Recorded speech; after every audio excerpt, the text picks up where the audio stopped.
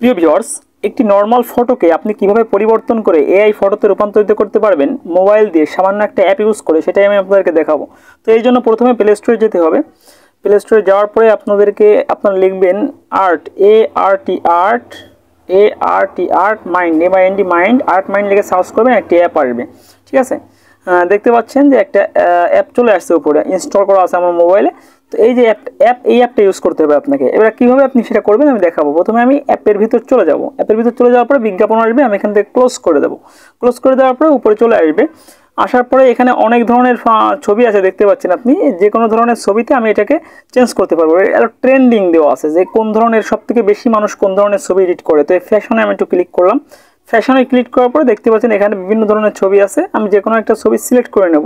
ঠিক আছে, যে আমার ছবিটাকে আমি কোন ধরনের ছবিতে রূপান্তরিত করতে চাই। তো আমি এই ডান পাশের এই ছবিটা সিলেক্ট করে নিলাম।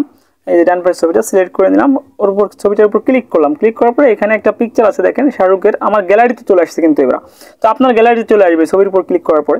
তো এখান থেকে এই শাহরুখের যে পিকচার আছে এটার উপর ক্লিক করলাম। ক্লিক করে উপরে নেক্সট লেখা আছে, নেক্সটের উপর ক্লিক করব। ক্লিক করার পরে ছবিটা চলে আসবে। এখন ছবিটাকে আমি কী করবো, একটু ছোট করে নেব হাত দিয়ে। ঠিক আছে, ফ্রেমের সাথে মিলিয়ে নেব।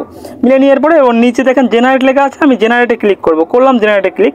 তো কিছুটা সময় নেবে। এখন সময় নেওয়ার পরে আস্তে আস্তে আমার ছবিটাকে চেঞ্জ করবে। দেখেন ছবিটাকে চেঞ্জ করে এআই ফটোতে রূপান্তরিত করে দিল। এভাবে আপনারা মোবাইল দিয়ে খুব সহজে এআই ফটোতে রূপান্তরিত করতে পারবেন যে কোনো নর্মাল পিকচারকে। এখন বিষয়টা হচ্ছে ডাউনলোড কীভাবে করবেন। নিচে দেখেন ডাউনলোড ফটো লেখা আছে, আপনি দেখতে পাচ্ছেন নিচে। এই যে ডাউনলোড লেখা, এই যে এখান থেকে ক্লিক করে আপনি সহজে এই ছবিটাকে ডাউনলোড করে নিতে পারবেন। ঠিক আছে, তো এই ছিল আজকের ভিডিও।